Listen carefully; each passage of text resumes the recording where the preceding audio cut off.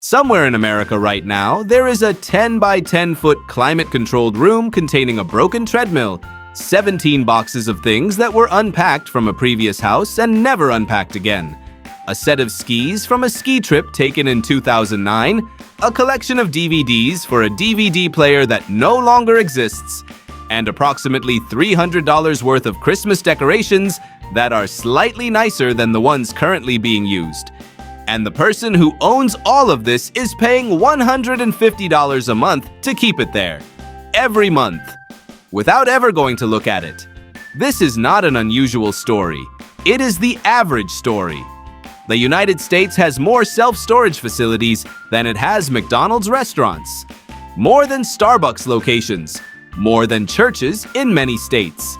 As of the most recent industry data, there are approximately 50,000 self-storage facilities in the country, providing roughly 1.7 billion square feet of storage space. That is enough space to put every American man, woman, and child inside a storage unit and still have room left over. The global self-storage industry generates over $40 billion in annual revenue. And almost all of that revenue comes from people paying month after month to store things they do not use. How did this happen? And why do perfectly rational people keep paying for it? The answer involves a combination of the most powerful forces in consumer psychology: loss aversion, the endowment effect, status anxiety, optimism bias, and a very specific cognitive failure that behavioral economists call the ownership illusion. Understanding these forces does not just explain the storage unit industry. It explains something fundamental about how humans relate to their possessions and why that relationship is so difficult to change. Let us start at the beginning. The modern self-storage industry was essentially invented in the 1960s in the United States, initially serving commercial clients who needed temporary overflow space between locations. It expanded slowly through the 1970s and 1980s as suburban homes grew larger and families began accumulating more possessions. But the explosive growth of the industry came in the 1990s and 2000s, coinciding with two things: the rise of cheap consumer goods made possible by global manufacturing, and a significant increase in life events that generate stuff. Divorce, death of a parent, moving to a smaller home, moving to a new city for a job, having children and then having those children leave. Each of these life events, which are among the most stressful experiences a person can have, creates a practical problem. You suddenly have more objects than you have space for. And in that moment of stress and transition, the storage unit presents itself as a perfectly rational solution. It is not a permanent solution. It is just a temporary one. You will sort through everything when things settle down. You will figure out what to keep. You will make decisions when you have more time and more clarity. But the decisions never get made. And here is the psychological reason why. Daniel Kahneman and Amos Tversky, in their foundational research on prospect theory, demonstrated that humans feel the pain of a loss approximately twice as intensely as they feel the pleasure of an equivalent gain. Losing $20 hurts about twice as much as finding $20 feels good. This asymmetry means that the prospect of getting rid of something, which the brain processes as a loss, is psychologically more painful than the cost of continuing to pay for storage, which the brain processes as a predictable, manageable expense. So you keep paying. Not because you have decided the objects are worth the money, but because deciding they are not worth it would require confronting a loss. And the brain, given a choice between a small recurring payment and a psychologically significant loss, will choose the payment almost every time. This is amplified by something called the endowment effect, documented extensively by behavioral economist Richard Thaler. The endowment effect is the tendency for people to value things more highly simply because they own them. In a classic series of experiments, Thaler and his colleagues showed that people who were given a coffee mug demanded roughly twice as much money to sell it as people who did not own one were willing to pay to buy it. The same mug. Dramatically different valuations. The only difference was ownership. Your broken treadmill is worth approximately $0 on the resale market. You know this. But it is worth significantly more than zero to you because it represents not just the object, but the intention, the self you imagined when you bought it, the future in which you were going to use it regularly. Getting rid of the treadmill is not just getting rid of a piece of exercise equipment.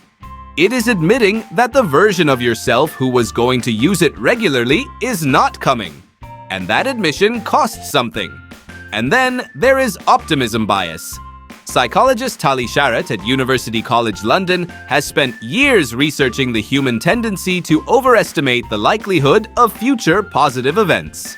Most people believe they are more likely than average to get a promotion, less likely than average to get divorced, and more likely than average to eventually find the time to sort through those 17 boxes. The optimism is not irrational in isolation, but applied to a storage unit, it creates a situation where the expected future action, the sorting, the deciding, the reclaiming of the objects is perpetually more likely than it turns out to be. You are not paying to store stuff. You are paying for your future self to have the option to deal with it. And your future self, as it turns out, is just as unwilling to deal with it as your present self. But you keep paying for the option. There is also a status dimension to this that almost nobody talks about.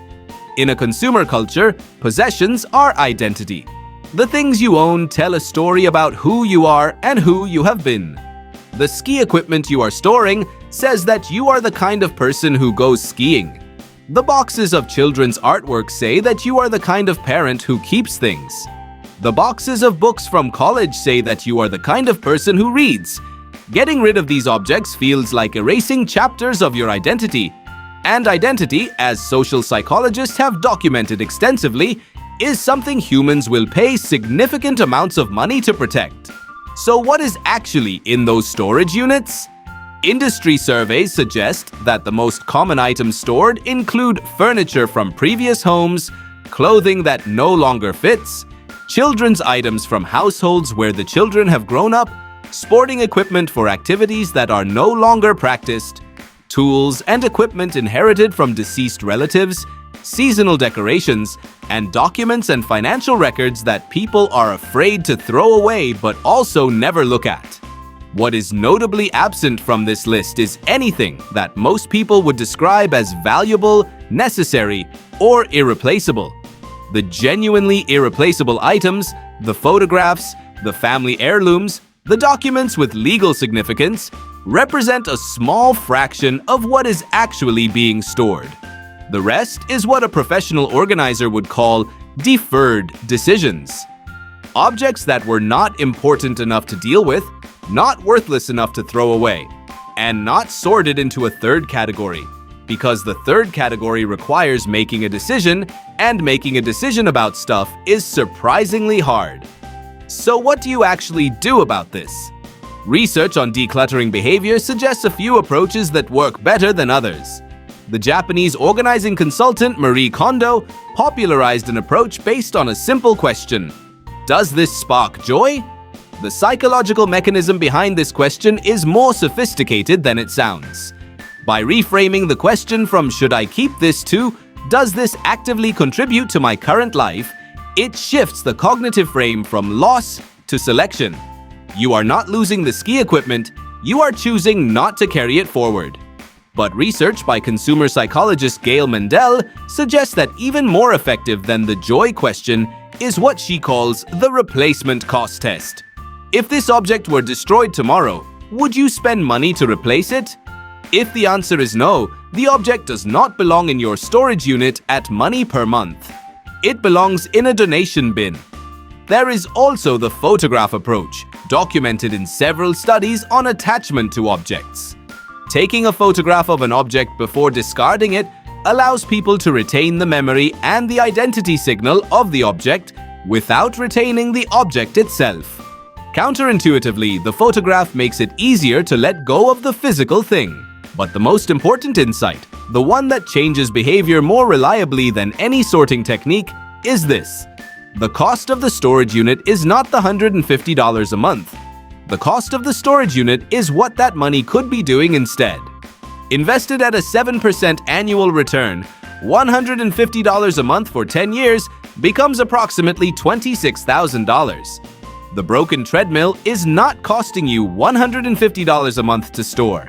It is costing you $26,000 over a decade. And when you frame it that way, the decision about whether to keep paying suddenly feels very different. The stuff in your storage unit is not waiting to be needed again. It is waiting for you to give yourself permission to let it go. And the only thing standing between you and that permission is the very human, very understandable, and entirely negotiable discomfort of admitting that some chapters are finished. The box of junk is not worth the rent. It never was. You were just paying for the option to pretend otherwise.